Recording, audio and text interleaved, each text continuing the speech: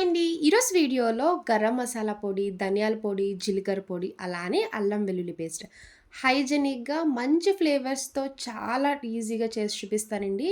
ఇలా చేసుకున్నారంటే ఇంక అస్సలు బయట కొనరు. ఇంట్లోనే చేసుకొని స్టోర్ చేసుకుంటారు. మీరు ఇలా చేసుకొని 2, 3 నెలల వరకు నిలవపెట్టుకోండి. ఫ్లేవర్స్ అస్సలు పోవు. టేస్ట్ కూడా చాలా బావుంటది. ఎక్కువ రోజులు కూడా నిలువుంటదండి. అలా అని ఎక్కువ రోజుల వరకు కాకుండా కొంచెం కొంచెం చేసుకుంటూ స్టోర్ చేసుకోండి. ఎందుకంటే డైలీ క్యాప్స్ తీసి పెడుతూ ఉంటే ఫ్లేవర్స్ పోతాయి కదా! ఇలా కొంచెం కొంచెం చేసుకొని స్టోర్ చేసుకుంటే చాలా బావుంటది. ఫ్లేవర్‌తో పాటు కర్రీస్ కూడా టేస్ట్ సూపర్ ఉంటది. ఈ గరం మసాలా, ధనియాల పొడి, జీలకర్ర పొడి, అల్లం వెల్లుల్లి పేస్ట్ కూడా చేసి చూపిస్తున్నాను. ఇవన్నీ ఎలా చేయాలో ఒకసారి వీడియోలోకెళ్ళి చూసేయండి. ఇప్పుడు ధనియాల పొడి చేసుకోవడానికి స్టవ్ ఆన్ చేసి కడాయి పెట్టుకున్నాక ధనియాలు వేసుకోండి. నేనైతే 1:30 కప్పు ధనియాలు వేసుకుంటున్నానండి. మెజరింగ్‌లో చెప్పాలంటే 150 గ్రామ్స్ తీసుకున్నాను. ఈ ధనియాల పొడి నాకు 2 మంత్స్ వరకు వస్తదండి. ధనియాల పొడి మీరు 1 ఇయర్ వరకు కూడా స్టోర్ చేసుకోవచ్చు. ఇలా కొంచెం కొంచెం చేసుకొని స్టోర్ చేసుకుంటేనే ఫ్లేవర్ బావుంటది. టేస్ట్ కూడా చాలా బావుంటది. మరీ ఎక్కువ డేస్ అయినా డైలీ మూత తీసి పెడుతూ ఉంటాం కదండీ! ఫ్లేవర్స్ అన్నీ పోతాయి. ధనియాలు వేసుకున్నాక స్టవ్ సిమ్‌లో పెట్టుకొని నిదానంగా కలుపుకుంటూ డ్రై రోస్ట్ చేసుకోవాలి. ఇలా ధనియాలు ఫ్రై చేస్తున్నప్పుడు మీకు మంచిగా కమ్మటి స్మెల్ ఒస్తది. చూడండి లైట్‌గా కలర్ చేంజ్ అయింది కదా! ధనియాలు ఫ్రై చేస్తున్నప్పుడు అస్సలు కలర్ చేంజ్ అవ్వకూడదు. లైట్‌గా కలర్ మారాలి. మీకు చేత్తో నలిపితే ఇలా చెక్ చేసుకోండి. ఫ్రై అయిందా లేదా అని. ఇలా నలిపితే మనకి పొడి పొడిగా రావాలి. ఇలా ధనియాలు ఫ్రై చేసుకున్నాక ఇప్పుడు ఒక వేరే ప్లేట్‌లోకి షిఫ్ట్ చేసుకోండి. కొంచెం చల్లారాక అప్పుడు మిక్సీ జార్‌లోకి వేసుకోవచ్చు. ఇప్పుడు అదే కడాయిలో జీలకర్ర వేసుకోవాలి. జీలకర్ర పొడి చేసుకోవడానికి హాఫ్ కప్పు జీలకర్ర వేసుకోండి. గ్రామ్స్‌లో చెప్పాలంటే 50 గ్రామ్స్ తీసుకున్నానండి. నేనైతే జీలకర్ర పొడి కొంచెం తక్కువే యూజ్ చేస్తాను. ధనియాల పొడి డైలీ యూజ్ చేస్తాను కాబట్టి కొంచెం ఎక్కువ క్వాంటిటీలో చేసుకున్నాను. ఇలా జీలకర్ర వేసుకున్నాక కడాయి ఆల్రెడీ హీట్‌లో ఉంది కాబట్టి ఎక్కువ టైం తీసుకోదండి. ఒక 2 నిమిషాలు సిమ్‌లోనే నిదానంగా ఫ్రై చేసుకోవాలి. ఇలా తిప్పుకుంటూ ఫ్రై చేసుకుంటే ఈవెన్‌గా కూడా ఫ్రై అవుతది. చూడండి జీలకర్ర కూడా కంప్లీట్‌గా ఫ్రై అయిపోయింది.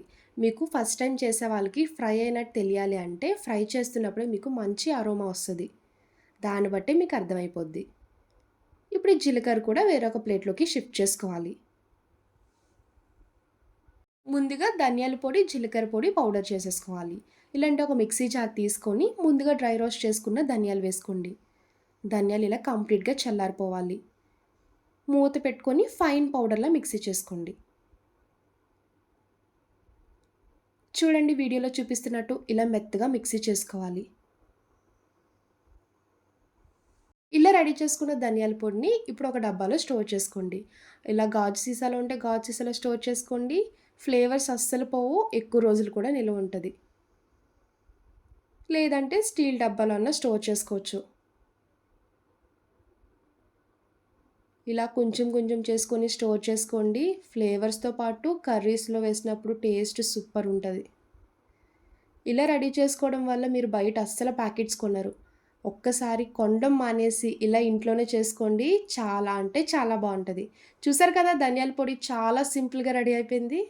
ఇప్పుడు జీలకర్ర పొడి కూడా అదే మిక్సీ జార్‌లో జీలకర్ర వేసుకొని మెత్తగా ఫైన్ పౌడర్‌లా మిక్సీ చేసుకోవాలి.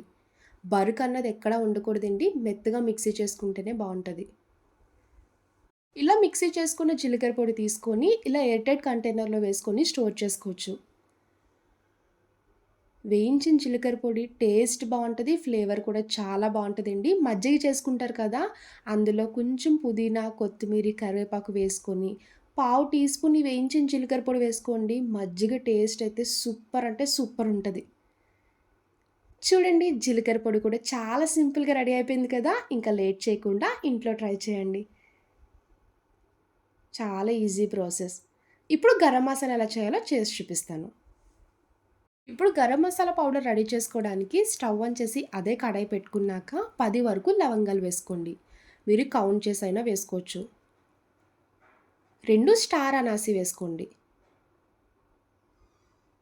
10 వరకు దాల్చిన చెక్క వేసుకోవాలి. చూడండి నేనైతే కొంచెం పెద్ద సైజే ఇలా వేసుకున్నాను. మీరు చిన్నగా కూడా కట్ చేసుకొని వేసుకోవచ్చు. యాలక్కాయలు ఒక 10 వరకు వేసుకోండి. ఒక స్పూన్ మిరియాలు. ఇలా ఇవన్నీ వేసుకున్నాక ఒక 1 మినిట్ ఫ్రై చేసుకోవాలి. సిమ్‌లో పెట్టుకొని ఫ్రై చేసుకోండి. ఇలా ఫ్రై చేస్తున్నప్పుడే జాజికాయ ఉంటది కదండీ! అందులో సగం ముక్క వేసుకోండి. ఈ జాజికాయ వల్ల టేస్ట్ అండ్ ఫ్లేవర్ కూడా చాలా బావుంటది. ఈ జాజికాయ మీకు ఏ సూపర్ మార్కెట్‌లోనే దొరుకుతది. 1 బిర్యానీ ఆకు, 2 స్టోన్ ఫ్లవర్, 1 రెడ్ ఫ్లవర్ వేసుకోండి.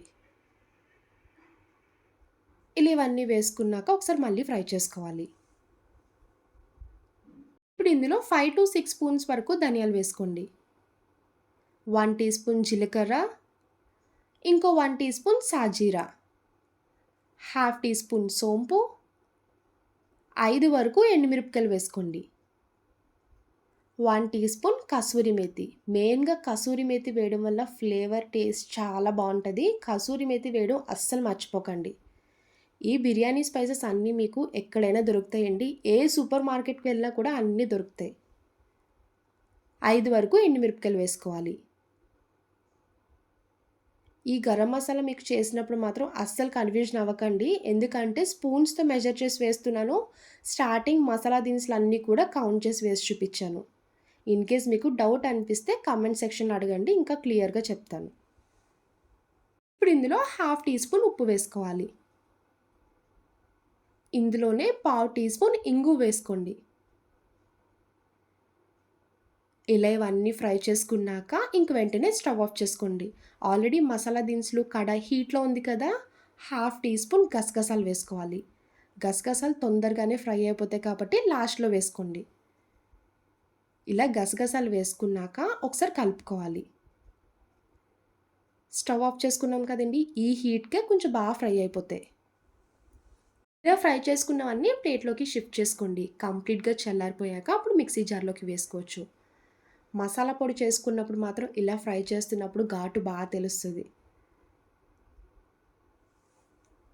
ధనియాల పొడి, జీలకర్ర పొడి మిక్సీ చేసుకున్న దాంట్లోనే ఈ గరం మసాలా కూడా మిక్సీ చేసుకోవచ్చు. చల్లారిపోయినవన్నీ ఇలా వేసుకున్నాక మూత పెట్టుకొని మెత్తగా మిక్సీ చేసుకోండి. ఇలా రెడీ చేసుకున్న గరం మసాలా పౌడర్‌ని ఇలా ప్లేట్‌లోకి షిఫ్ట్ చేసుకున్నాక, ఇప్పుడు ఎయిర్ టైట్ కంటైనర్‌లోకి ట్రాన్స్‌ఫర్ చేసుకోండి.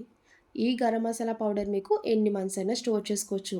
నాన్ వెజ్, వెజ్ ఏ కర్రీస్‌లోకైనా చాలా చాలా బావుంటదండి. మీరు ధనియాల పొడి చేసుకున్న, జీలకర్ర పొడి చేసుకున్న, ధనియాలు, జీలకర్ర, మసాలా దినుసులు అన్నీ కూడా మంచి క్వాలిటీలో తీసుకోండి. ఫ్లేవర్స్ గానీ, టేస్ట్ కానీ చాలా బావుంటది. చూడండి చాలా సింపుల్‌గా గరం మసాలా కూడా రెడీ అయిపోయింది కదా! తప్పకుండా ఈ గరం మసాలా ట్రై చేయండి. నిజంగా ఒక్కసారి అలవాటయిందంటే ప్రతిసారి కూడా ఇలాగే చేసుకుంటారు. నేను ఇంట్లోనే అల్లం వెల్లుల్లి పేస్ట్ ఎలా చేసుకుంటానో అది కూడా చేసి చూపిస్తానండి. అల్లం వెల్లుల్లి పేస్ట్ అయితే ఎక్కువ డేస్ స్టోర్ చేసుకోను. 1, 2 వీక్స్ అయితేనే స్టోర్ చేస్తాను. ఇలాంటి ఒక మిక్సీ జార్ తీసుకొని ఒక కప్ వరకు వెల్లుల్లి వేసుకోండి. ఇలా వెల్లుల్లి వేసుకున్నాక మూత పెట్టుకొని మెత్తగా మిక్సీ చేసుకోవాలి. ఇందులో వాటర్ లాంటిది ఏం వేయకూడదండి. ఎందుకంటే స్టోర్ చేసుకుంటాం కదా! చూడండి ఇలా కొంచెం ముందుగా మిక్సీ చేసుకోవాలి వెల్లుల్లిని. ఇప్పుడు అల్లం వేసుకోండి. ఏ కప్‌తో వెల్లుల్లి వేసుకున్నామో అదే కప్‌తో అల్లం వేసుకోవాలి.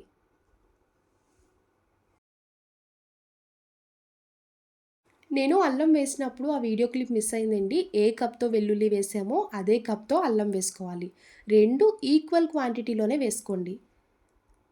అల్లం కూడా ఎక్కడ తడి లేకుండా శుభ్రంగా తుడిచేసుకొని లేదంటే ఆరబెట్టుకొని ఇలా కట్ చేసుకొని వేసుకోవాలి. పావు టీ స్పూన్ గల్లుప్పు వేసుకోండి. చిటికెడు పసుపు. ఉప్పు, పసుపు వేయడం వల్ల అల్లం వెల్లుల్లి పేస్ట్ అన్నది అస్సలు పాడవదు. ఎక్కువ రోజులు నిలువ ఉంటది. టేస్ట్ కూడా బావుంటది. చూడండి అల్లం వెల్లుల్లి పేస్ట్ కూడా ఫ్రెష్‌గా రెడీ అయిపోయింది. ఇలా మెత్తగా మిక్సీ చేసుకుంటే సరిపోద్దండి. మీకు మిక్సీ చేసుకున్నప్పుడు సరిగ్గా మిక్సీ అవ్వకపోతే ఒక స్పూన్ ఆయిల్ వేసుకోండి సరిపోద్ది. నాకైతే ఆయిల్ కూడా వేయనవసరం లేదు. కొంచెమే కదండీ క్వాంటిటీ అందుకే తొందరగా మిక్సీ అయిపోయింది. ఎక్కువ క్వాంటిటీ చేసుకునేలా ఉంటే మిక్సీ చేసుకుంటారు కదా! అప్పుడు కొంచెం ఆయిల్ వేసుకొని మిక్సీ చేసుకోవచ్చు. ఇలానే అల్లం వెల్లుల్లి పేస్ట్ కూడా ఒక డబ్బాలో వేసుకొని ఫ్రిడ్జ్‌లో పెట్టేసుకుంటే సరిపోద్ది. చూసారు కదండీ! ధనియాల పొడి, జీలకర్ర పొడి, అలానే గరం మసాలా, అల్లం వెల్లుల్లి పేస్ట్. ఇంట్లో అన్నీ ఇలా రెడీ చేసుకొని పెట్టుకోండి. చాలా బావుంటది. నా వీడియో మీకు నచ్చితే లైక్ చేసి షేర్ చేయండి. అలానే ఫస్ట్ టైమ్ చూసేవాళ్ళు ఎవరైనా అయితే నా ఛానల్‌ని సబ్స్క్రైబ్ చేయండి. బాయ్ అండి.